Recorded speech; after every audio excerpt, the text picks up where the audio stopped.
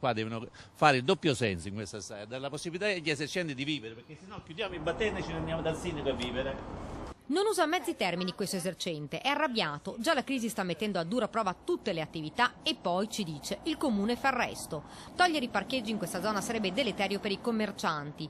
I parcheggi a pagamento poco distanti ci sono, ma i clienti preferiscono comunque lasciare la macchina a ridosso dei ristoranti e dei negozi.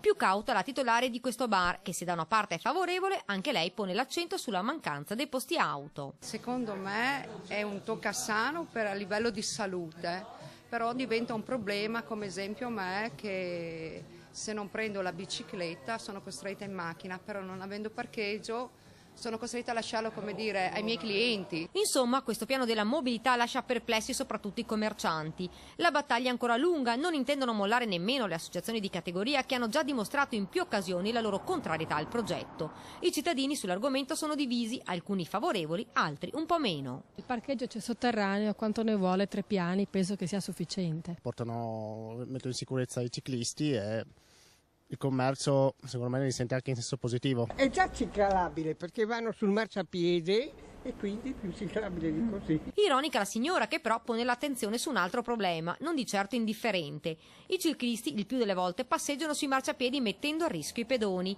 Insomma, le piste ciclabili devono essere fatte, ma la titolare di un ristorante tuona, non su questa via già troppo stretta.